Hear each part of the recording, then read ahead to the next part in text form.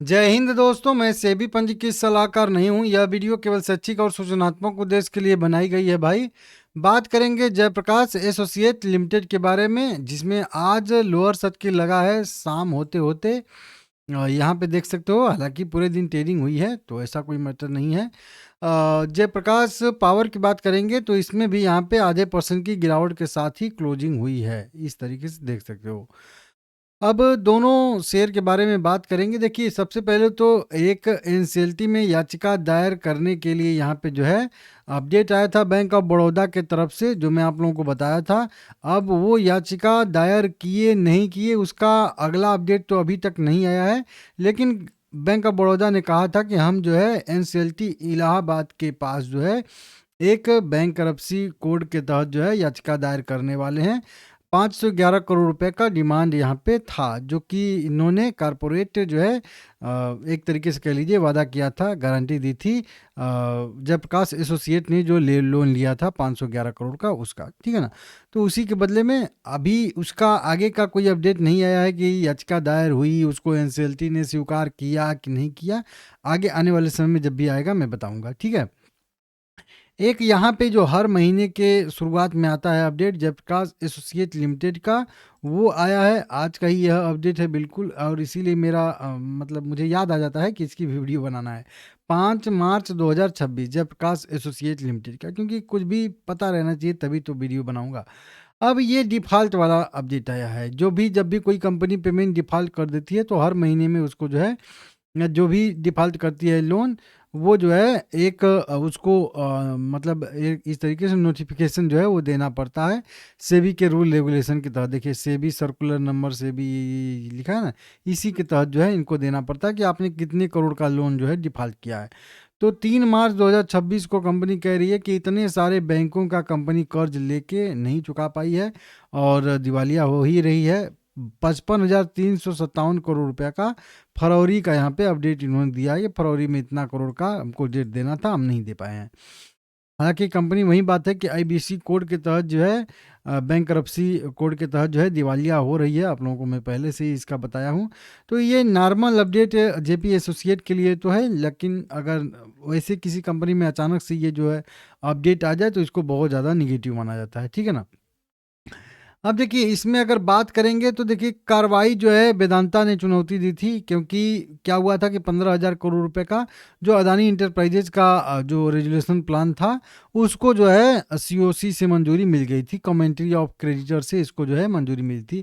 93% vote जो है Adani enterprises के रेजुलेशन को मिले थे, मतलब प्लान को मिले थे।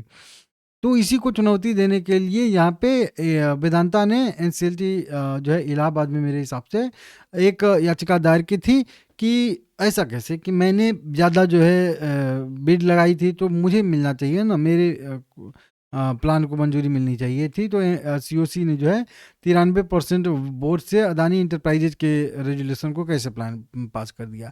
तो वहीं थियरी, मतलब इन्होंने थोड़ा सा अपील किया था, लेकिन थियरी तो सेम ही थी कि आप 5 साल 7 साल में पैसा पेमेंट करोगे, ये 2 ही साल में पैसा पेमेंट कर देंगे। आप पहले फ्रंट पे कम ही पैसा पेमेंट करोगे, धीरे धीरे पैसा 5 साल में पेमेंट करोगे। अदानी एंटरप्राइजेज 6-7 हज़ार करोड़ जो है तुरंत दे देंगे, उसके बाद 6-7 करोड़ जो बचेगा 1,000 करोड़ उसको 2 साल में चुकता कर देंगे। तो ये थोड़ा ज़्यादा जल्दी पेमेंट करेंगे, और वेदांता का प्लान बाद में का था थोड़ा सा। तो इसके वजह से सीओसी ने जो है अदानी इंटरप्राइजेज के बिड को जो है प्रेफरेंस दिया, और उसको जो है चूज़ किया, उसको वोट ज़्यादा दिया, ठीक है ना। और इसमें एक ये भी आ रहा था कि जो कंपनी ने वहीं पे एक अपना डेट जो बेच दिया था उसको, तो उसकी भी 62% हिस्सेदारी थी, तो उसकी वजह से इस जो है डेट को पास किया गया है। सरकार की ही एक संस्था टाइप की है कुछ करके इस तरीके से, ठीक है ना। तो उसको देख लीजिएगा।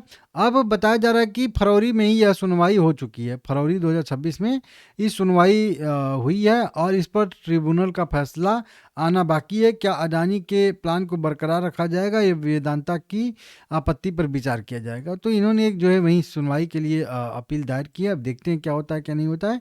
बाकी बहुत जल्द कह लीजिए अब लास्ट फैसला हुई, अगला कदम, अगला प्रभाव देखेंगे तो एनसीएलटी से हरी झंडी जो ही मिलेगी अदानी के प्लान को, ये सारी की सारी जेपी एसोसिएट लिमिटेड जो है वो कंपनी अदानी एंटरप्राइजेज की हो जाएगी। इसमें 3,900 85 एकड़ ज़मीन मिलेगी, 3.5 मिलियन टन क्षमता वाला सीमेंट प्लांट मिलेगा और जयप्रकाश पावर वेंचर लिमिटेड में 24% की हिस्सेदारी मिलने वाली है। तो ये तीनों चीज़ें मिलेंगी अडानी इंटरप्राइजेज को, ठीक है। तो इस तरीके से आया है। तो देखिए जब भी मतलब अब जब 1-2 दिन 10 दिन 5 दिन जो भी मतलब गुजर रहा है बस, कभी भी यह फैसला जो है आ सकता है एनसीएलटी के तरफ से। आप लोग तैयार रहिएगा, जब भी अपडेट आएगा, ऑफिशियल अपडेट जब भी आएगा, मैं आप लोगों को 10 मिनट के अंदर बता दूंगा, ठीक है। मार्केट में आज अच्छी खासी रिकवरी थी। आ रहा था ये कि ईरान जो है मान गया है अपना जो है न्यूक्लियर जो प्रोग्राम के लिए स्थगित करने के लिए। तो ये जो है एक अच्छा मार्केट के लिए सेंटीमेंट पॉजिटिव था। इसकी वजह से निचले स्तर से अच्छी खासी रिकवरी आई है मार्केट में।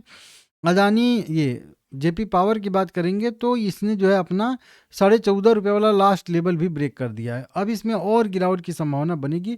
अब इसका मेन सपोर्ट 12.5 रुपये बनेगा। हालांकि बीच में एक सपोर्ट जो है 13.50 रुपये पे बनेगा। अब देखते हैं वो सपोर्ट लेता है कि नहीं लेता है, लेकिन वही बात है कि इंपॉर्टेंट सपोर्ट को जो है ब्रेक किया है नीचे की साइड में। और कभी कभी होता है कि जब सबसे इंपॉर्टेंट सपोर्ट रहता है तो उसको भी थोड़ा बहुत नीचे मार्केट ब्रेक करने के लिए जाता ही जाता है। ये थोड़ा सा वही है ना कि पैनिक क्रिएट करने के लिए कि लोगों को लगे कि हाँ और ब्रेकडाउन दूसरा वाला मिल गया है तो और ज़्यादा तेज गिरावट की संभावना बनेगी। इस तरीके से होता है।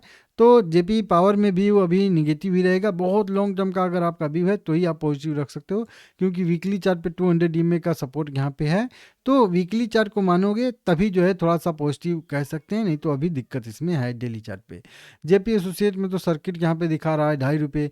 इसमें तो कुछ नहीं है। रेजुलेशन प्लान अगर अडानी इंटरप्राइजेज को दिया जाएगा तो वो एक पॉजिटिव माना जाएगा। और उसके बाद अडानी इंटरप्राइजेज की तरफ से कुछ 2-4% जो है करेंट जो इनके शेयर होल्डर हैं उनको इक्विटी शेयर ऑफर किया जाएगा, वो पॉजिटिव पॉइंट है।